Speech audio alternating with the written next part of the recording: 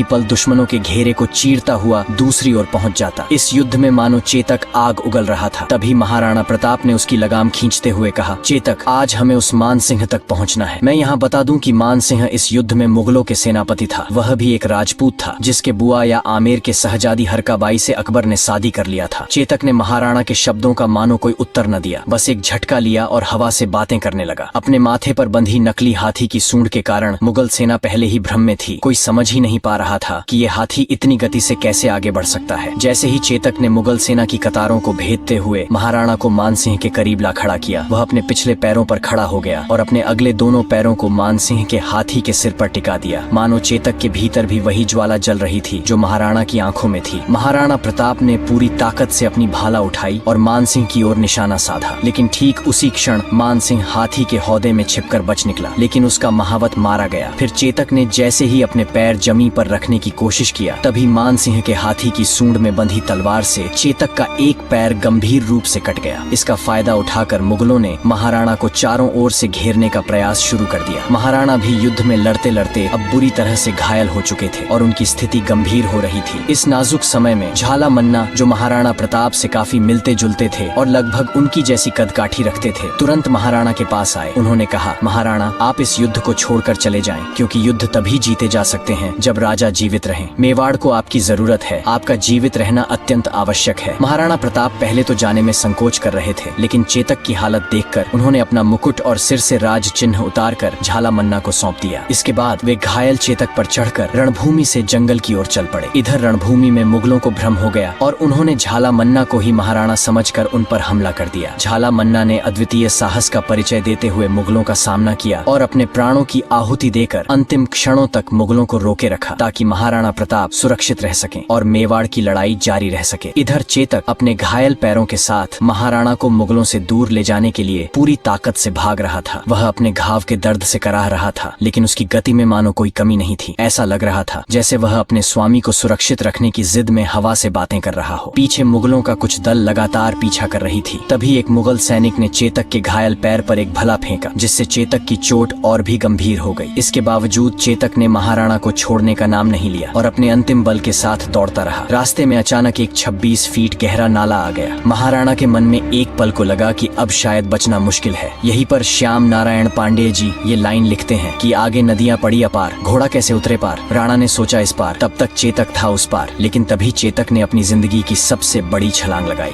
अपने आखिरी प्राणों की ताकत से उसने वह नाला पार कर दिया और महाराणा को सुरक्षित दूसरी ओर पहुंचा दिया। मुगल सैनिक उस नाले को पार नहीं कर पाए, लेकिन चेतक की यह विशाल छलांग उसके लिए अंतिम साबित हुई, क्योंकि दूसरी ओर पहुंचते ही वह दर्द में टूटकर गिर पड़ा और वहीं महाराणा के गोद में अपना सर रखकर वीर गति को प्राप्त कर लिया। उसकी इस अंतिम बहादुरी ने महाराणा को मुगलों से सुरक्षित बचा लिया, क्योंकि पीछा करती मुगल सेना इस नाले को पार नहीं कर सकी। तभी अचानक आगे की जंगलों से घोड़ों की टापों की आवाज सुनाई दी। महाराणा ने जब देखा तो उनके सामने उनके सौतेले भाई शक्ति सिंह खड़े थे। शक्ति सिंह, जो हल्दी घाटी के युद्ध में महाराणा के खिलाफ मुगलों की ओर से लड़े थे, अपने बड़े भाई को संकट में देखकर अकबर के पक्ष को छोड़कर तुरंत उनकी सहायता के लिए दौड़ पड़े। उनकी आंखों में पश्चाताप की गहरी भावनाएं थी। शक्ति सिंह ने महाराणा के पास आकर भारी स्वर में कहा, भैया मुझे माफ कर दो। महाराणा पहले ही चेतक की मृत्यु से दुखी थे। चेतक का यह बलिदान उनके लिए असहनीय था, लेकिन इतने कठिन समय में भी महाराणा ने अपने दिल के बोझ को भुलाकर शक्ति सिंह को क्षमा कर दिया। इस भावुक क्षण के बाद शक्ति सिंह ने महाराणा को अपना घोड़ा त्राटक दे दिया। जैसा कि मैं बताया था, त्राटक को महाराणा ने ही शक्ति सिंह को दिया था। फिर दोनों मिलकर चेतक की वही अंतिम संस्कार किए और उसके बाद महाराणा त्राटक पर बैठकर जंगल की ओर निकल गए। उम्मीद है चेतक की यह बलिदान की कहानी आपको पसंद आया होगा। अगर आप महाराणा प्रताप के बचपन के बारे में जानने में इंटरेस्टेड हो तो आप इस वाले वीडियो को जरूर देखें। चलिए फिर मिलते हैं ऐसे ही वीर लोगों की एक और कहानी के साथ। तब तक के लिए गुड बाय।